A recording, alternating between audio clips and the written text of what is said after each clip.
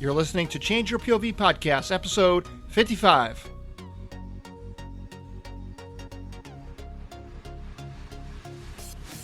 Get the benefits that you are due because of the disabilities and because of the issues that you have, and whether or not you address them is on you. It's not on the VA, it's not on other veterans, it's not on anybody, it's on you. So if you have a TBI and you're not getting it taken care of, that's on you. If you have post-traumatic stress that you're not getting addressed, again, it's on you.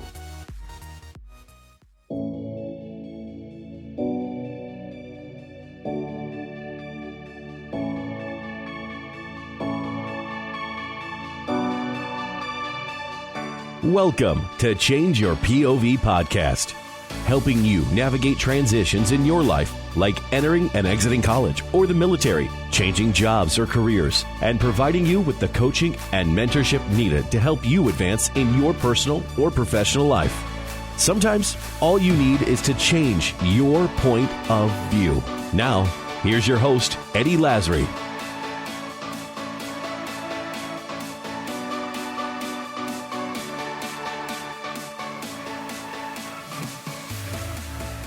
Welcome to Change Your POV Podcast. I am your host here with my co-host, Bennett Tanton. Welcome to this third part of a four-part series. We're talking about post-military or veterans. This week, we're talking about should being a veteran define you?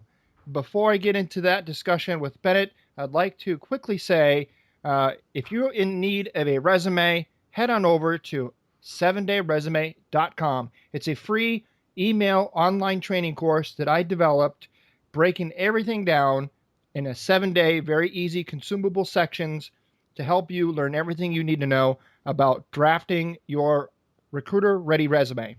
So again, head on over to 7dayresume.com. The training goes live beginning on June 1st. That's when it'll be all completed and ready for everyone to sign up and download. But you can sign up ahead of time now, just by going over, there's an opt-in at the bottom. Just punch in your email and your name, and boom, starting on June 1st, you will get your first lesson. So check that out. It'll be awesome. There's more information on that website as well. So Bennett, how are you doing, my friend? I'm good, man. Just a little busy, but things are good. We've got a lot of things going on here, kicking off some stuff for future stuff, but yeah, man. That's cool. Any big plans for the summer? I'm moving back to Syracuse. Moving back to New York. Moving back to New York. It's been a nice run for about the last 2.5 years, but at the end of the day, I'll give that to Lee, our friend. Yes. I feel like our home and place to live is back in upstate New York, central New York. My kids and my wife agree. That's where my wife grew up. That's where I was stationed in the Army in upstate New York at Fort Drum. I lived in Syracuse area for about 15 years. So it's the longest I lived in any place for one given time. So I guess when I call, what's your hometown? Syracuse, New York. That would be it. Syracuse, New York. Otherwise, everywhere else kind of, spent 10 years here, 4 years there, 6 years there. But yeah, man. That's cool, man. So you're gonna transition the old college up to Syracuse University as well? We'll see. I'm looking at Syracuse, but I'm also looking at Binghamton University, SUNY Binghamton. But the other school is, kind of, I don't know. It's the whole thing with the whole counseling or social work, psychology thing. Those are the two schools I'm looking at there. But you never know. I might just kind of transition into more of like an MBA type of thing. Yep. Because I'm thinking with the work that I do, I'm already qualified, and I do a lot of work on my own where I can do groups and things like that, where I don't need the degree to be able to do that. Exactly. And what hampers me with getting the degree, unfortunately, is that I have a legal obligation to hold back certain things. But as a peer or whatnot, I can actually kind of come at it from more of a friend type of relationship. Right. So it's more intimate. It doesn't have to be so clinical. And that's part of the problem that I have now is I'm trying to stay away from that clinical type of work and move more into the, connecting with guys on a individual level, whether it's in group or individual therapy type settings or whatnot. But that's one of the instances I find that's a little limiting about being a clinician. Mm-hmm. Is that you have a legal obligation to do certain things within certain ethics and whatnot. And when you're a peer or just a regular guy, you don't really necessarily have those limitations. And I think Right. you're able to help, especially with veterans and their uh, special needs, I guess you could say. That doesn't sound quite right, but they're unique situations. I think that it comes better where I can come to them as a confidant or a friend and really approach it from that aspect versus a clinical aspect. So Yeah, it's very similar to what we experienced in Iraq with the ROE, right? Obviously, we follow Geneva Convention, etc. But there were certain the rules of engagement would tighten and loosen depending on what was going on at the time, and sometimes we'd be out on mission and the rules of engagement would be tightened so much that it would hamper our ability to effectively do our job. So it sounds very similar to what you're describing with this. yeah, With very this, much, very much. I guess that's a really good way to put it, and I had never thought of it that way. Is that we totally understand it when we talk of rules of engagement? There's certain things a social worker or a clinical or in a clinical setting cannot say to a veteran. They can't. Basically, you can't say, "Hey, dude, you're being kind of a bitch." right? Suck it up, or and I'm not a big one for that phrase, suck it up. I feel like us as veterans do that entirely too much, Yeah, and persevere entirely too much. But um, I want to be able to get into the trenches with a guy and really get to know him, get to know his family, be able to sit there and barbecue with them if that's what is needed and warranted within a relationship to help that veteran get better. And if I'm a clinician, I can't do that. yeah, It's because there's that boundary. So that's yeah, that's where I'm really conflicted, and so yeah. It's I'm you're just just trying to far use up more. my GI Bill.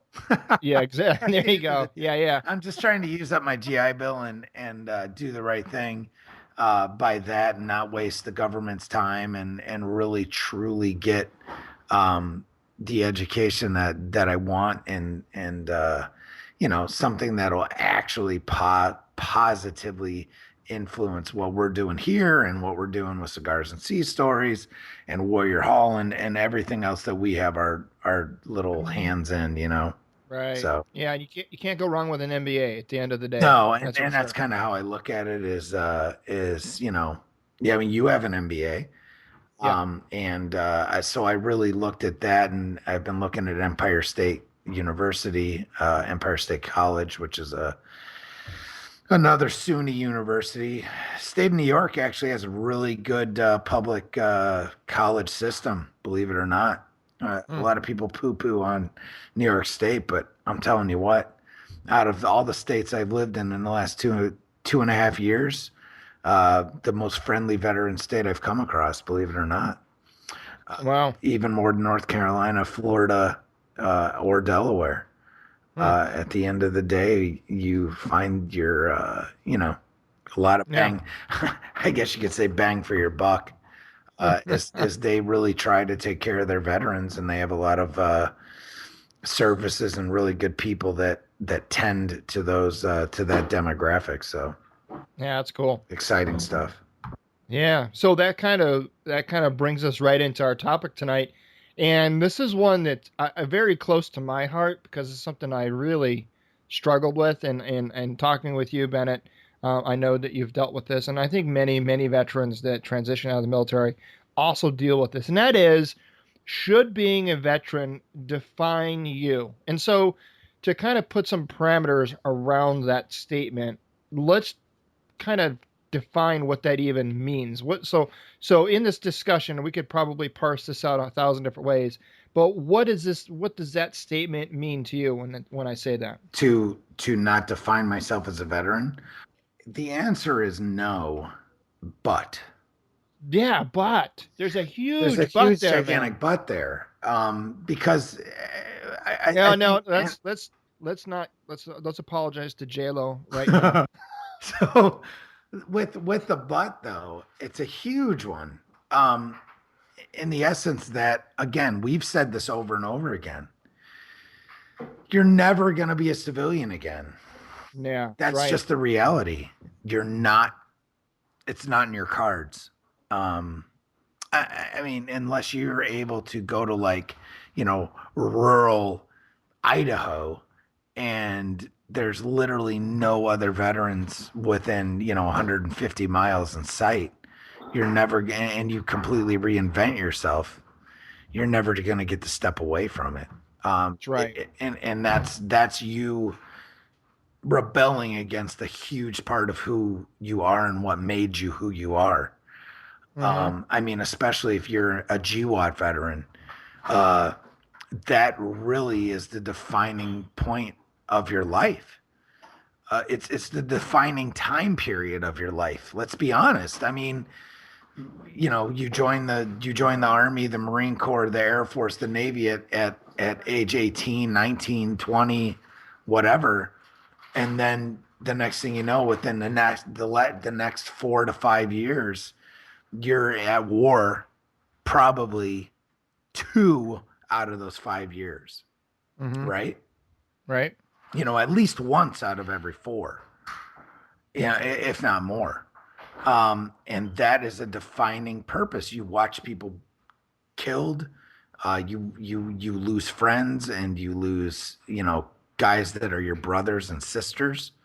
Um, how can it not change who you are at the core?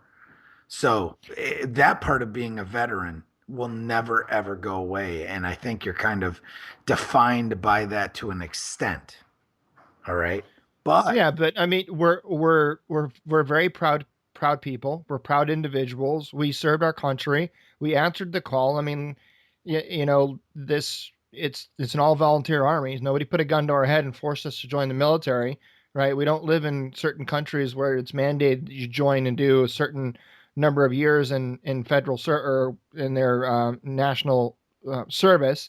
Although I think that would probably serve this country greatly if they had instituted something like that. But that's my own opinion. So, but we're very proud people. We're very proud of our service. Um, why is it a bad thing to allow our service to be what defines us? and I don't think it necessarily is a bad thing. I do feel like that there's guys that take it to another level. And unfortunately, in my line of work, I kind of see a lot of those guys that kind of exemplify the group of folks that take advantage of the system, and they allow themselves to be defined, not necessarily. Here's the caveat to this: not necessarily allowing themselves to be defined as a veteran, but letting themselves being defined by an illness or whatever happened to them in the military. Does Hmm. that make sense? Yeah, it does. So they literally live by that. And everything around their life, everything that deals with their life, they let that define how they literally schedule their days and whatnot. So let me ask you now. You've talked with many veterans, as have I. Um, And now this is a tough question because I'm going to ask it knowing that the both of us have a very myopic view of the question. But I'm going to ask it anyway. And here it is. So, do you see in your experience where veterans that are, let's say they're just, they have some percent disability, right? let's say I don't know, I guess the percentage doesn't matter, but let's say that they've got some percent, they're collecting a disability check for a service related injury, and they are labeled, for the lack of a better term, they're labeled as a disabled veteran. Now, do you see that some veterans um,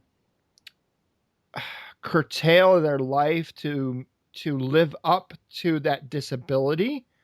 What I guess the better way of saying it is, do you see veterans that don't allow themselves to move past that label and move past that expectation and allow themselves to succeed and grow and develop? And do you know where I'm going with that?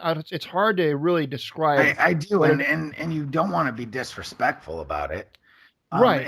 And I mean, some guys will be like, "Bruh, well, they're just a fucking shitbag, or they're a malingering asshole, or whatever." It's basically what you're getting at. Well, it's To like, so I an see. extent. Well, I see some guys, right? They've got a certain percent disability, and they've got their arms, they got their legs, they've sustained some physical injury, lower extremity, whatever. But they got this percent disability, and they're a disabled combat veteran, and they're collecting whatever paycheck. And it's like, okay, so what are you doing to, have you started to take any school? No, I don't need that, because Right, basically right, this is, I'm getting my disability check, and right, that's, so it's like, I was like, okay, well, are you reading books? Are you trying to become more knowledgeable? right. Are you giving And back to? these are the guys that we're really trying to hit, frankly, with Yeah, this type of episode. Is that, right. listen, okay, folks, here's what it comes down to. If you're that guy who's getting 70, 80, 90% disability, all right, you could frankly, at all, for all intents and purposes, live on it. I mean, Hmm. it's not a ton of money, but you could live on it. Now, if you have kids, especially, you're going to get more. If you're married, you're going to get more, but it's going to cause you to not really go after, because you have that stability. All right. You're not going to Right. go after what you really could do. Is that what we're saying? Yeah, I think, I mean, and that's what I see, right? I see, now it's not with everybody, because I'm going Of to give course you not. an example of somebody else, but I see people that can work but don't. I see people that can go to school but But don't. don't. Right. I see people that can be a contribute to their society and don't. I see people that can, be better husbands and wives and aren't. Can be better, providers and fathers and mothers and aren't. And every time it's always well, I'm disabled. It's this crutch. It's this, I can't move past this great big brick wall that I'm standing in front of because of my disability. It's almost like this victim mentality. And Well, and and unfortunately, that's what it is. And I really don't like to go down that road, but it's that victim mentality that a lot of guys get caught up in, and they see that they can get a free ride, right? right, But yet, right, here's the point. So this is what I say. This is my take on all of this.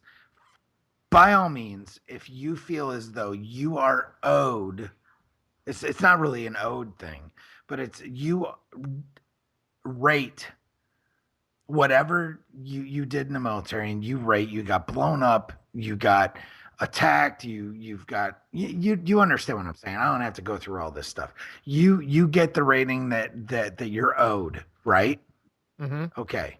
So then use that as a tool to further your life, to right, further your community, to further the plight of those that aren't heard, or that right, aren't that don't get that rating because they can't, or they won't fight that battle with the VA. Because I've met more than enough people that yes, there's plenty of guys with a 70 or 80% rating that, frankly, if you get down to brass tacks, the majority of people would not see them as deserving of that. mm-hmm, But again, not your place. Not your Right. place to put judgment on that person. Number one. Number two, if you feel as though you rate that, then go after it. I mean, you've done harder things in the military from day to day.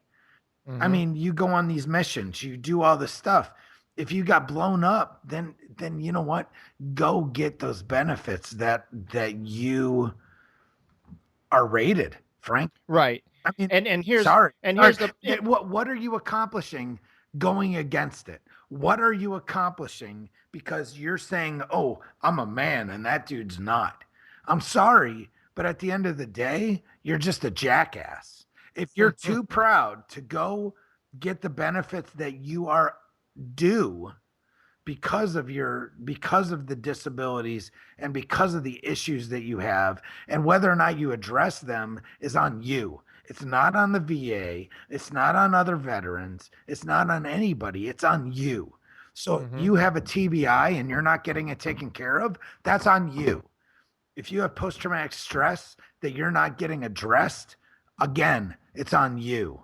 If you have moral injury, if you have back pain, if you have knee pain, if you have foot pain, yeah, there's times when we need to suck it up. But guess what? You're not active duty anymore, dude. You're not a ranger anymore running this and that and the other mission from there to there. You don't have to suck it up now, dude. hmm Period. So go get if you feel as though you are worthy of said benefits, then you have to fight for them to get them. right. Okay? Because they're not going to hand them to you. There's Oh no, they're not going to come knocking on your door no. and You know what? offer them to you. That's the difference. Guys that have those ratings, they had to work for that. It's not some give me. Trust me. There's the cases of the give me. But I can tell you for sure, I see it every day. I'm going through it right now myself. I'm an employee of the VA and I have a claim in, okay, to deal with issues that I haven't dealt with in 20 some odd years. Okay. Now, hmm the reason I'm dealing with it is because I need help. I need therapy that I'm not able to get because guess what? I can't afford it. hmm And until I get that rating from the VA, they're going to charge me to have that treatment. VA treatment's not free for per se. If you have insurance, they're going to charge your insurance. So guess Oh yeah, when I go to and a therapy, lot. when I Well, a lot of times you got to pay a right, whatever the I have to pay an deductible is first. $18 deductible every time I go to Yeah. therapy Right. because Right. Right. the post traumatic stress that I was diagnosed with 22 years ago, but I was too hard headed to address and actually go after benefits for. Mm. Okay. And people can say whatever they want, you know, but the bottom line, the bottom line is that if you don't go get it, you're not going to get it. Right. And once you do get it, and here's the other side to it. Once you do get it, then use it as a stepping stone, not as a roadblock. Absolutely. That's exactly what this long drawn out freaking rant that I've gone on is all about. Use it as a stepping stone. So if you all of a sudden get 25 G's because you haven't been getting benefits for a year and you're diagnosed with post traumatic stress or whatever, choose whatever. Yep. Bone spurs, freaking back pain, freaking whatever. All right. So you get this giant check. Guess what, guys? That's a gift. Mm. So do something with it. Don't Oh, I blow it. know. I Don't know. blow it on a car. Don't blow Oh, I was just gonna start a say, business with it or go start. get me a Beamer with Yeah, right. some shiny wheels. No. Exactly. No. No. So deal with do something with it. I mean, of Yeah. course, we all have debt. We all have whatever. So pay it off. But use it as a stepping stone to get this party started and actually, giving back to your veteran community and making it, we talk about this so much. add value to your community. I can't stress that enough. When it comes down to it, we are the only thing that is going to get us through this is veterans to each other. We get each other. We understand where we're coming from. Dude, it could be a freaking admin clerk and he understands you better than your brother-in-law who works at Walmart. Right. I mean, do not, and I'm begging you, do not poo-poo or look down upon other veterans in your community that are giving an effort to reach out and trying to help each other, because nobody else gets us the way that we get each other. You can drop your pack, you can put any of that out there as much as you want, but nobody gets us as much as we do each other. So do you want to label ourselves as a tribe or a community? Absolutely we are. So the definition of a veteran, should we define ourselves as veterans? And should we allow that to define us? To an extent, yes. But I also believe that we absolutely need each other to survive. Yeah. Now let's look at the dangerous side of defining ourselves as veterans, right? Because the reason I framed it in such a way, should being a veteran define you? Because in a lot of aspects, a lot of retrospects, yes, that it's a positive thing. But at the same time, there's a lot of negativity around it. And here's what I mean by that. Who here listening to this podcast right now, myself and you, Bennett included, um, have you ever been a part of a conversation with someone, whether it be in person or overhearing a conversation at perhaps a work, your place of work, maybe it's on social media or whatever, and you get these veterans that completely block out any anyone else that's not in their sphere, right? I worked once at a company and I was around some veterans, and most of the people at the company were non-veterans. And these veterans, they hung out with each other. They would only talk to each other. Other, civilians would reach out and try to connect with them, try to, bring them into the fold, so to speak. And they would literally not just, turn the other way, but they would say, they would verbally communicate and say, no, we're fine. Leave us alone. We're veterans. You don't get us. Um, and a lot of people have that mentality. They may not be as bold to actually come out and say that, but a lot of people say it to each other. And you see it all over social media. So you get these veterans, right? They define themselves as veterans, and if you're not one of them, if you're not part of the crowd or part of the the cool kids on the block, whatever, however you want to define it, then you can't be part of that discussion. You can't be part of that community, and no civilians asking to be a member of that veteran community. But veterans, a lot of them, don't even open themselves up and give the civilian community or non-veteran community a chance. Have you seen that, Bennett? Yeah. So unfortunately, within this day and age, there's a definite stigma about being a veteran. Mm-hmm. And literally asking the question, what does my country think of me? Mm. I mean, we're kind of living with the demons of Vietnam still. Right. Yeah. And there are places where soldiers, sailors, and Marines are coming home, and they're still to this day being spit upon. Mm-hmm. Okay. It really just depends on where you're at. You find veterans that can't open up in a civilian workplace about post-traumatic stress. You find places where it's literally as though they have like a scarlet letter on them because the civilians just don't get it. I mean, I totally understand that side of it. Okay. Mm-hmm.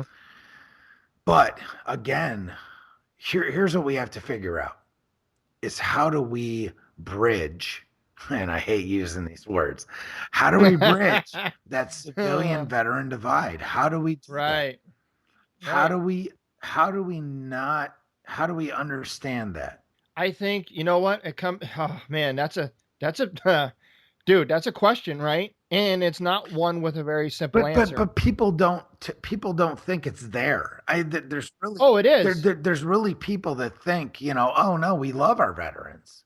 Oh no, no, no. Uh, It is just as toxic as racism is in some And places in this frankly, a country. lot of the civilian population's tired of hearing about it. You're And right. and I You're totally absolutely right. understand it. Yep. I totally understand it. I totally get it. Yeah. But again, and this is one of those things, I don't have an answer. I Hmm. don't. I really truly don't. So it's one of those questions that I think like things that we're doing, Eddie, within Change Your POV and guys that are doing things like the Raider Project, doing their transition workshop. I think that really we're trying. What we really need to do is really try to bring civilian organizations on board to really like understand what is going on here, Right. and really truly to accept that, yeah, you might not understand, but here's where we're the same, Right. and And here's where we're different, but where we're different isn't that different. no, it isn't. It really isn't. It really isn't. And the reason why this topic is so important right now is because, all right, man, I'm gonna I'm gonna open up a can of worms here, and I mean this in all the love I could possibly bring to this comment. But it's the reality. Here it is. We are now how many years beyond the Vietnam War, Oh right? my God. Right? Well, 70 was it 74 technically it ended was in 1974, which is the year I was born. So Yep. 42 years ago. Okay, so 42 years ago, and I and again, please hear what I'm saying and don't just take pieces of this and twist it, okay? And here it is. And not all, but a lot of the Vietnam veteran community, even to this day, some 40 plus years later, are still defined by, you know, the wrong that was done them, the way that they were received when they came home, the way that they were treated for or lack thereof once they got out. So you know, and I'm not talking one or two. I'm talking a huge majority of Vietnam veterans that are still alive today still harbor huge like hatred and just dissatisfaction with the government and the civilians that treated them that way. It's like, listen, man, it just really had to go to the marrow, to the Oh yeah. bone I marrow mean, of their this is being such a to slippery slope, dude. to and the thing about it is you know what? If people were, I don't know, maybe 40 years ago, once that the conflict ended, if there were more people that talked about it, that reached out and offered some help instead of everybody kind of going into their own little corner and it just festering. I don't want 40 years from now the GWAT veterans to be as angry and bitter and disheveled and I mean, you said it tonight. It wasn't on this podcast. It was in our mastermind group. You know, we keep talking about the 22 suicides a day amongst the veteran community, but what you don't hear is the bulk of that, the majority of those individuals, the majority of those 22 a day aren't from the GWAT Oh veterans. They're no, from they're the from the Vietnam they're era. from the Vietnam era. 40 some years after the fact, Bennett, Vietnam veterans are still taking their own lives because of things that they couldn't find ways to put down 40 years ago. Right. It's kind of like that whole aspect of, all right, so you've got this guy who's coming into his elder statesman years. He turned 65, supposed to be retiring, supposed to be living the good life, which is America, right? Yeah. The problem is that that good life doesn't exist. He's either living still paycheck to paycheck or whatnot. It's way deeper than the fact that he's a veteran. That's true. It has a lot to do with the fact that our society in general has changed so fast, so rapidly, and so much that these guys can't keep up. Right. And then they look and they go, where the hell did it all go? I'm divorced. My kids hate me. And they can blame the Vietnam War, and rightfully so, frankly, in a lot of ways. Um, uh, all right. So, the website Task and Purpose. Yeah. So they describe the social phenomenon. Experts have coined the term civilian military divide. Okay. In a 2012 article in the Washington Quarterly, retired Lieutenant General and former ambassador to Afghanistan, Carl Eichensberry, something like that, traced Okay. the civilian military divide back to three primary factors. First, the end of the draft and the formation of all volunteer forces has led to fewer Americans joining the military across socioeconomic boundaries. Instead, military services becoming more concentrated in families with tradition of military service, increasingly isolating the realities of service from vast swaths of the American populace. Makes complete sense, right? So how many times, now my dad didn't serve, but both my grandfathers served. You know what I mean? And I actually felt a kind of like duty to serve as well. Even though I had scholarships to college to play soccer and whatnot, I still chose to serve in the Marine Corps. Uh, you know, Bottom line, that's really what it came down to. Right. The second factor identified by Eikenberry has been the advent of technology that has increasingly isolated civilians from the military by requiring fewer Americans to take on the task of fighting America's wars. As a result of federal expenditures on our military dropping to 20% of the federal budget, compared to 45% at the height of Vietnam, the personal impact on fighting America's wars has decreased significantly for American taxpayers. Finally, the fact that the military's role has been expanded far beyond the traditional battlefield into such areas as nation building and cybersecurity has resulted in an almost incomprehensible military experience to the average American.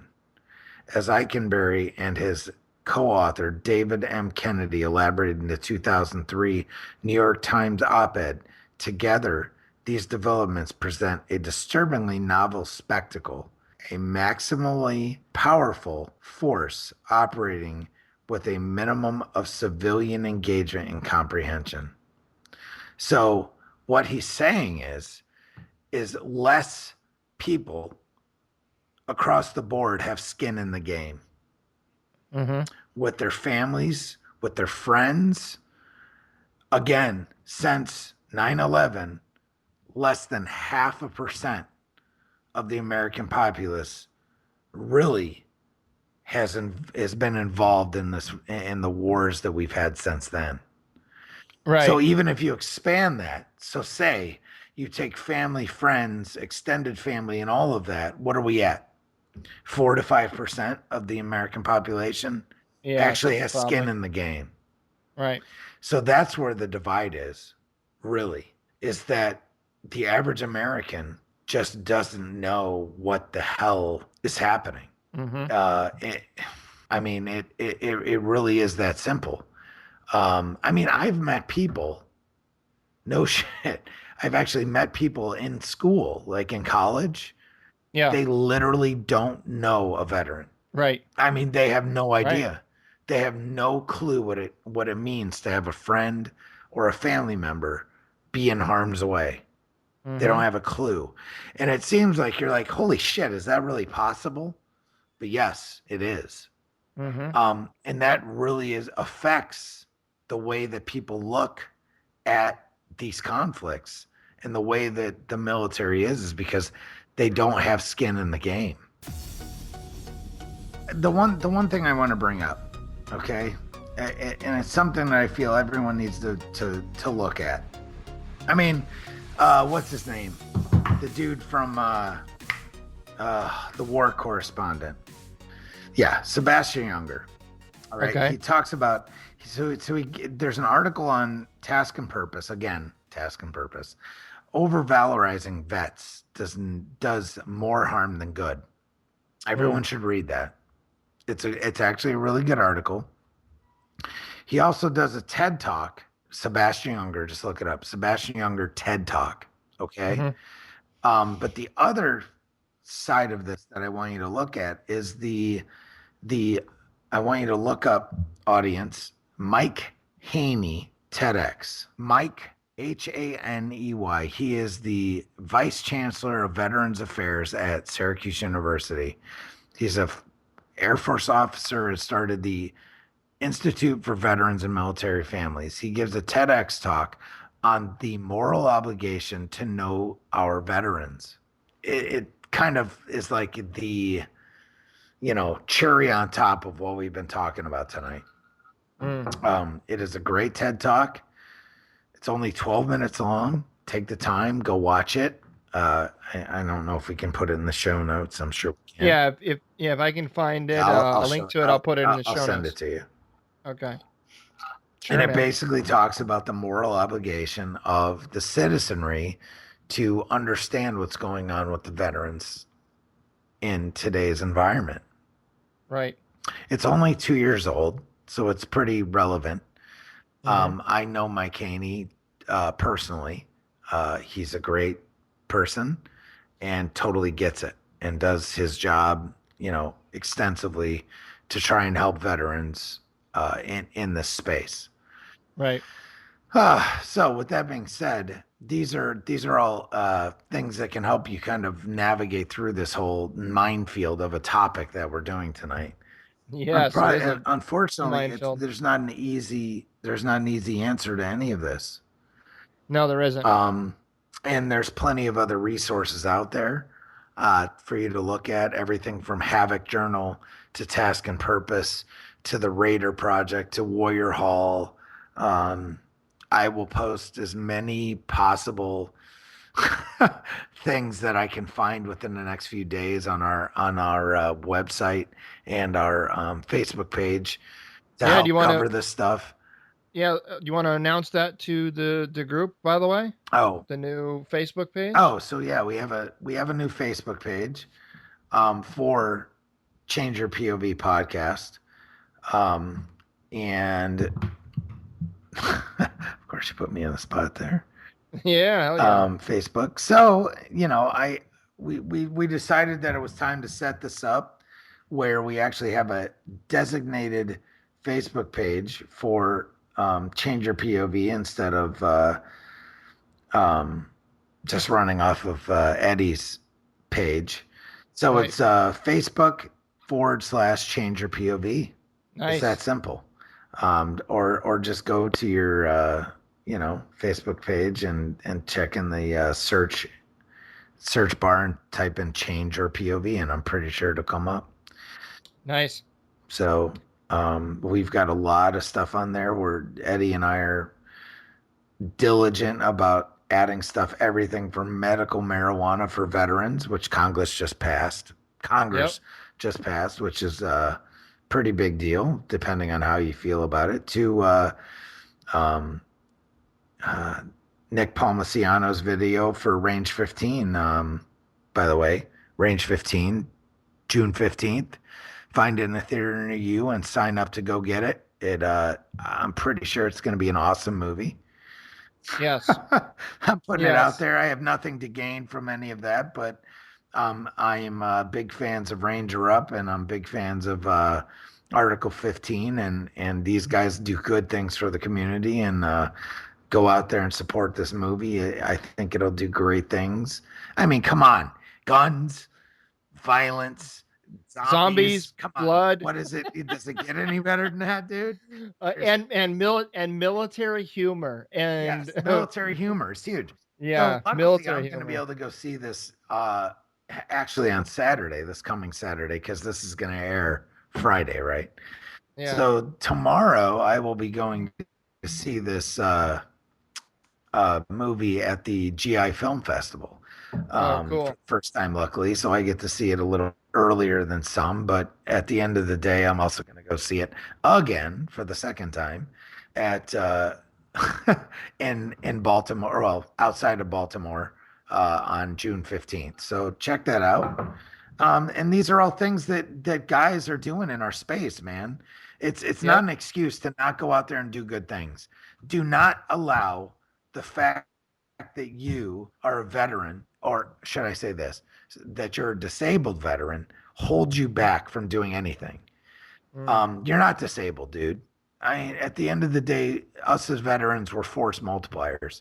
We've That's right. been through shit that people can't even imagine.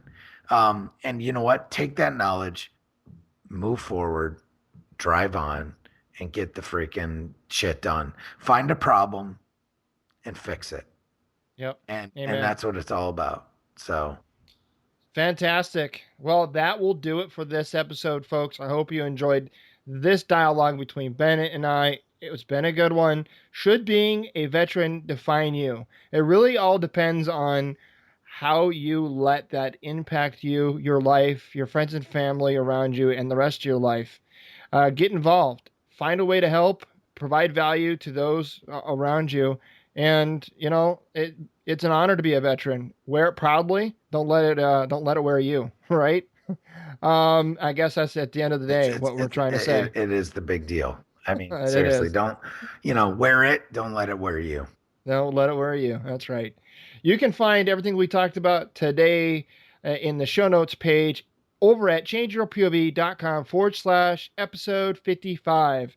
Never miss an episode. Hit subscribe on your podcast player of choice. We have a lot more great content headed your way. Come be a part of our community over at Change Your POV Facebook page. Thank you, Bennett, for setting that up. We got a lot of great stuff over there. You'll get to see what we've got going on, be able to interact with other listeners of the show. If you want to reach out to me directly, you can email me at eddie@changeyourpov.com, and you can reach out and email Bennett at Bennett@warriorhall.com or warriorhall.org. do it again. Well, all right. Bennett at Ready? Ready? warriorhall.org. Hold on. Let's do it again. Ready? And you can reach Bennett at warriorhall.org. Bennett@warriorhall.org. Fucking buzzer. Are you serious? We gotta give me a fucking Facebook. Holy shit. We need to give me a fucking POV podcast fucking. Yeah, I can do that, man, because that was painful, dude. And this is totally gotta go in the bloopers. Shit. Dude, man, that buzzer just gave you great, It's my fucking fryer. Are you fucking kidding me? great big fucking middle finger right there, man. All right. So It's like somebody in the background, I'm giving them like all wrong answer. giving them all out. Figure out the way you want to edit this. Bennett@warriorhall.org or semperfisuccess@gmail.com. No, I'm gonna cut that out because I'm giving you a change your POV email. How about Bennett@changeyourpov podcast? Or Nope. Ben- Bennett@changeyourpov.com. Bennett at Holy, Are you drinking, man? I am drinking. So here we go. Bennett@changeyourpov.com. Holy shit balls. I'm drinking a 7-year-old scotch, bitch. All right, man. Until next time. Holy fuck, dude. That's all going in there. So awesome. Shit. So we just got Travis. Thanks for listening to Change Your POV podcast with Eddie Lazary. Check out more content by going to changeyourpov.com. And remember, your ability and willingness to change your point of view will open doors of opportunity.